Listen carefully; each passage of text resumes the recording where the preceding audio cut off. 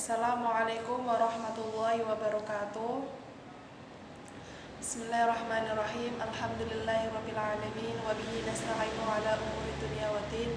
Wassalatu wassalamu ala asrofil anbiya'i wal mursalin sayyidina wa maulana Muhammadin wa ala alihi wa sahbihi ajma'in, amma ba'd. Yang kami hormati Bu Halimatus Sa'diyah MPDI selaku dosen pengampu mata kuliah pengembangan kurikulum, serta teman-teman yang kami sayangi dan banggakan.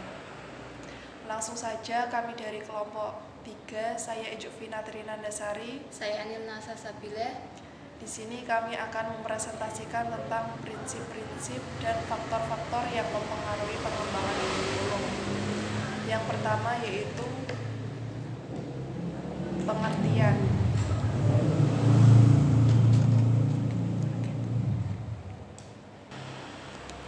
Yang pertama yaitu pengertian prinsip. Prinsip sendiri memiliki arti dasar, asas, atau keyakinan dan pendirian.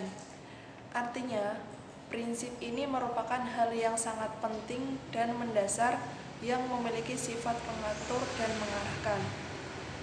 Jadi sesuatu yang harus ada, atau jika tidak ada, itu tidak akan menjadi sesuatu. Misalkan di dalam kehidupan, jika kita ingin membangun rumah, itu harus ada pondasinya terlebih dahulu. Jika tidak ada pondasi, maka tidak akan menjadi sebuah rumah. Sedangkan esensi dari pengembangan kurikulum sendiri yaitu proses identifikasi, analisis, sintesis, evaluasi, pengambilan keputusan, dan kreasi elemen-elemen kurikulum. Jadi dikatakan pengembangan kurikulum yaitu suatu proses untuk menambah atau berkreasi dari kurikulum yang sebelum-sebelumnya. Yang kedua yaitu macam-macam prinsip. Prinsip ini ada dua, yaitu prinsip umum dan prinsip khusus. Prinsip umum sendiri yaitu prinsip yang digunakan hampir di setiap pengembangan kurikulum dimanapun. Jadi prinsip umum ini digunakan saat kita melakukan pengembangan kurikulum dimanapun pengembangan kurikulum itu. Yang termasuk prinsip umum yang pertama yaitu prinsip relevansi.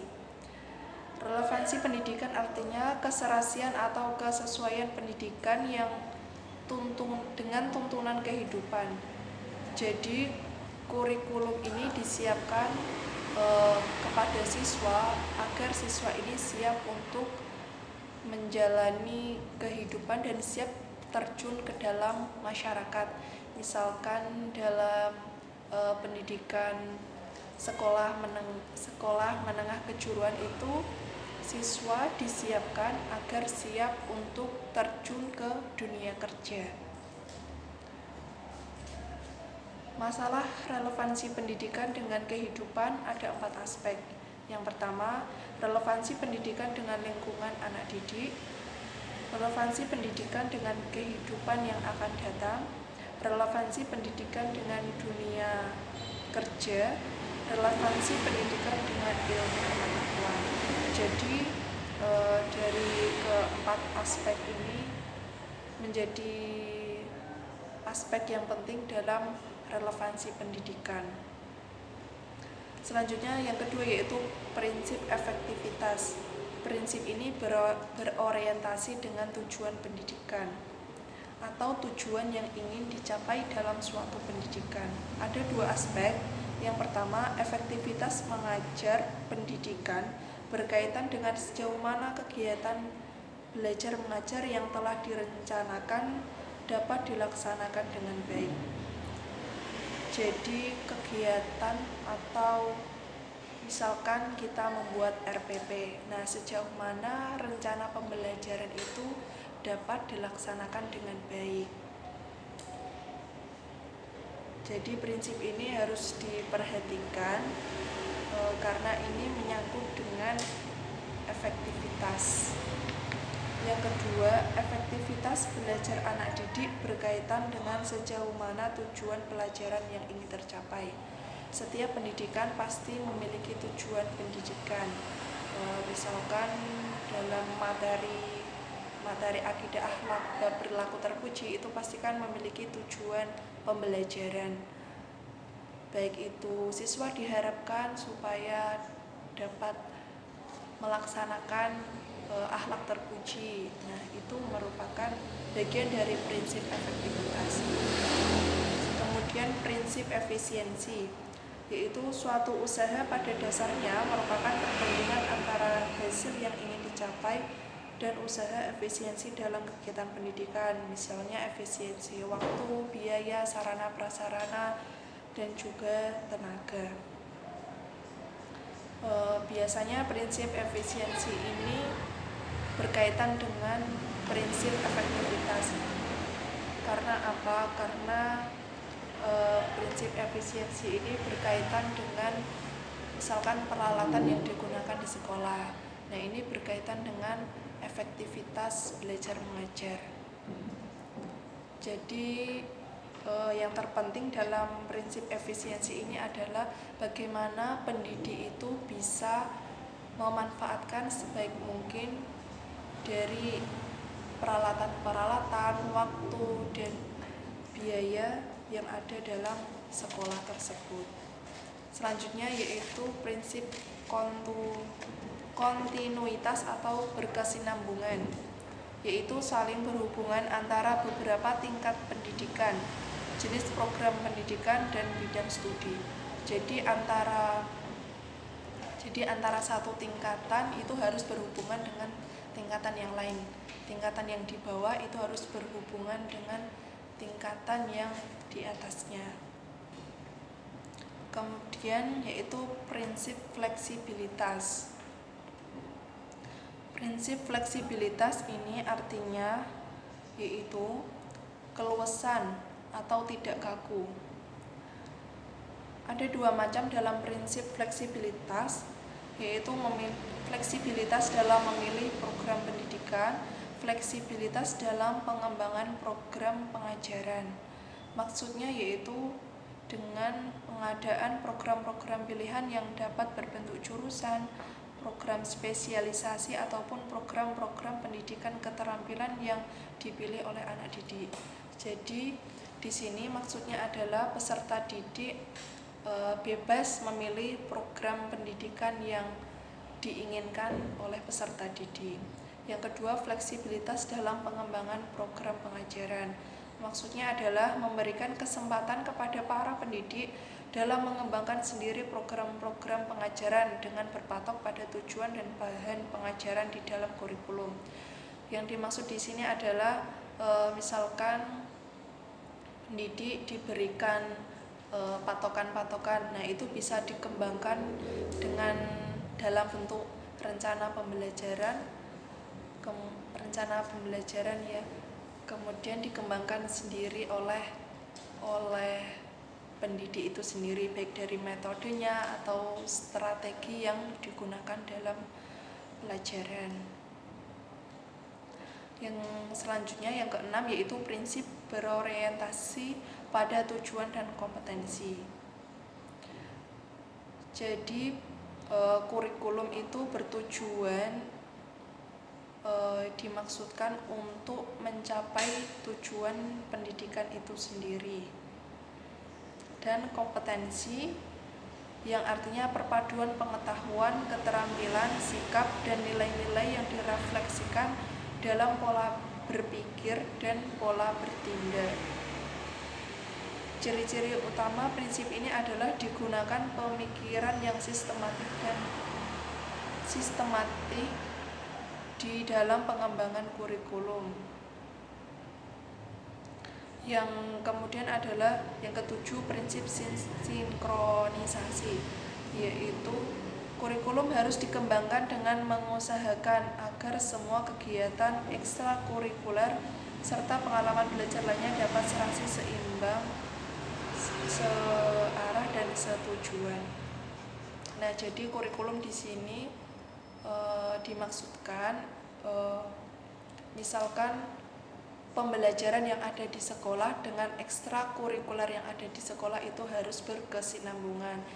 Misalkan sekolah di lembaga pendidikan Islam itu bisa disambungkan dengan ekstrakurikuler rebana ataupun yang berbau dengan Islam. Yang kedua yaitu prinsip khusus, terdiri dari prinsip tujuan kurikulum. Sama seperti yang di atas, jadi prinsip tujuan menjadi pusat kegiatan dan arah semua kegiatan pendidikan. Jadi tujuan pendidikan sendiri yaitu mencakup tujuan yang bersifat umum, berjangka panjang, jangka menengah, jangka pendek, atau tujuan khusus. Prinsip isi kurikulum. Prinsip ini menunjukkan isi kurikulum harus mencerminkan falsafah dan dasar suatu negara.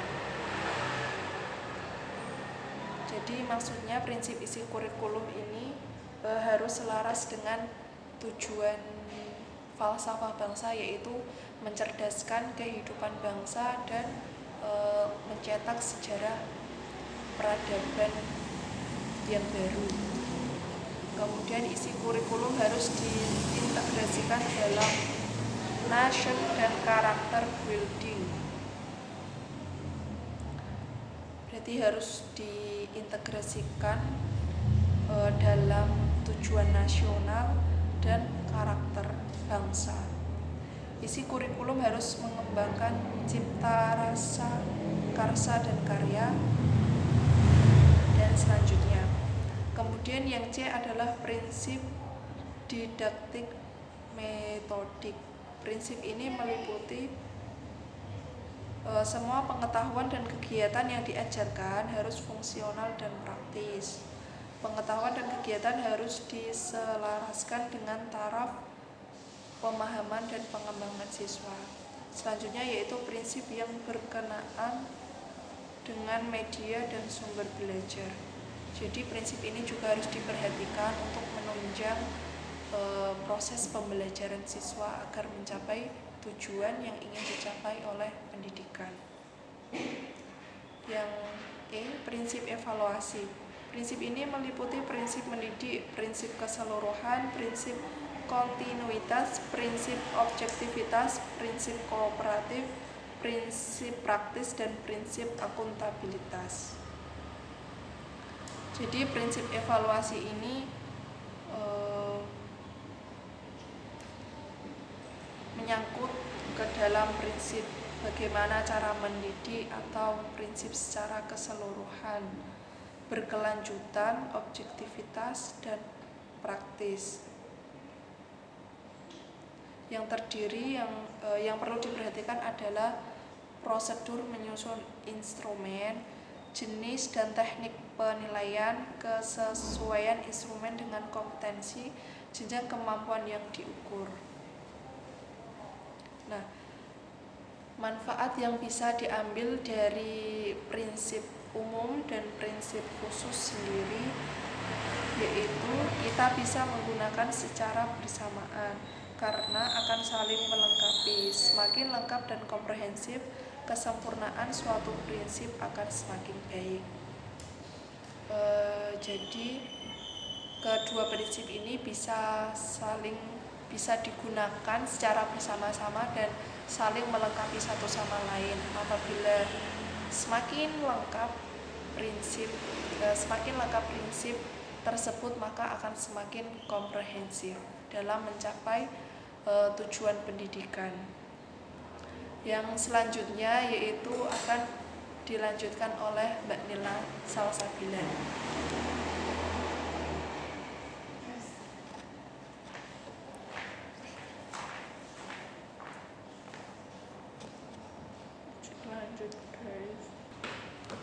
Terima kasih waktunya untuk Mbak Ijifina Trinandasari. Dan saya akan melanjutkan yang itu faktor yang mempengaruhi pengembangan kurikulum. itu ada 3. Yang pertama yaitu ada perguruan tinggi, masyarakat, dan sistem nilai. Perguruan tinggi itu menyangkut dua prinsip. Yang pertama yaitu dari segi pengembangan ilmu pengetahuan dan teknologi yang dikembangkan di perguruan tinggi umum. Jadi, ketika kita mau mengembangkan kurikulum di perguruan tinggi, kita juga harus mengembangkan ilmu pengetahuan dan teknologi. Dan supaya peserta didik itu bisa mudah untuk menangkap materi yang pendidik ajarkan. Yang kedua yaitu ada segi pengembangan ilmu pendidikan dan keguruan serta penyiapan guru-guru lembaga pendidikan tenaga kependidikan. Dan ketika kita mau mengembangkan kurikulum, kita harus mencari guru yang sudah profesional, yang sudah mempunyai tingkat perguruan tinggi seperti IKIP, FKIP, dan STKIP. Dan yang kedua itu ada masyarakat.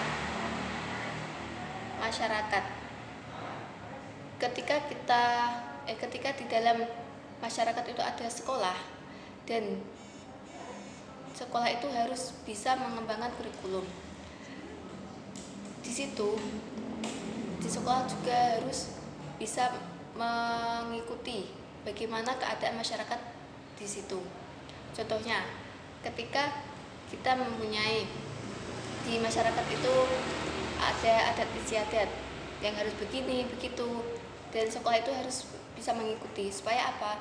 Supaya anak-anak tersebut bisa mudah untuk menangkap materi yang disampaikan peserta didik. Dan yang ketiga yaitu ada sistem nilai. Sistem nilai dalam kehidupan bermasyarakat terdapat sistem nilai, baik nilai moral, keagamaan, sosial, budaya maupun nilai politis. Nilai-nilai tersebut harus kita ajarkan kepada peserta didik supaya menjadi anak-anak yang baik dan mengikuti nilai-nilai yang baik juga. Dan ada beberapa hal yang perlu diperhatikan dalam mengakomodasi berbagai nilai. Yang pertama yaitu mengetahui dan memperhatikan semua nilai yang ada dalam masyarakat. Sebagai pendidik itu harus bisa mengetahui dan memperhatikan nilai yang ada di dalam masyarakat. Tidak hanya kita harus mengembangkan kurikulum, tapi kita harus memperhatikan nilai yang ada di dalam masyarakat. Supaya apa? Supaya ketika kita menyampaikan kurikulum, anak-anak juga bisa menangkap dengan mudah dan bisa melakukan lebih mudah lagi. Yang kedua yaitu ada berpegang pada prinsip demokratis, etis, dan moral. Dan yang ketiga yaitu berusaha menjadikan dirinya sebagai teladan yang patut ditiru. Berusaha menjadikan dirinya sebagai teladan yang patut ditiru itu ya kita mencontohkan sesuatu yang patut ditiru oleh anak-anak. Seperti di masyarakat ada yang sopan santunnya bagus. Nah, kita harus bisa mencontohkan itu loh. Contoh, ada kakak kelas yang baik, sopan santun, bekerja baik, berbicaranya juga sopan, dia pintar, cerdas. Nah, kita harus memberitahu pada anak-anak supaya dia itu mengikuti kakak kelas tersebut. Supaya apa? Ya supaya dia menjadi lebih baik lagi. Terus ada yang keempat yaitu menghargai nilai-nilai kelompok lain. Menghargai nilai-nilai kelompok lain. Dan contohnya ketika di kelas itu ada pembagian kelompok. Ada 3 kelompok. Yang pertama yaitu dia pandai, kelompoknya pintar, baik. Terus yang kedua yaitu kurang kompak. Dan yang ketiga anak-anaknya kurang baik, kurang cerdas, kurang bisa menangkap. Nah, ketika ada yang kelompok ketiga itu maju ke depan dan menyampaikan apa yang dia tangkap pada hari itu, kedua kelompok ini harus bisa menghargai apa yang teman-temannya itu sampaikan. Sebagai pendidik, ketika kedua kelompok ini tidak bisa menghargai, kita harus berbicara dengan baik-baik. Anak-anak, kita harus menghargai teman-teman kita yang lagi di depan. Setelah itu, ketika kedua kelompok ini mau menghargai dan mau mendengarkan apa yang kelompok 3 sampaikan, jadi itu sudah menjadi mereka sudah menghargai apa yang teman-temannya sampaikan. Yang kelima terakhir yaitu memahami dan menerima keragaman budaya yang ada. Memahami dan menerima keragaman budaya yang ada itu kita di Jepara mesti ada budaya yang harus kita pahami dan mungkin kita harus menghargai budaya tersebut, karena emang dari Jepara budayanya itu yang tidak bisa dirubah. Budaya dari Kudus, budaya dari Demak, kan emang dari Jeparanya budayanya itu. Dan sekian yang saya sampaikan.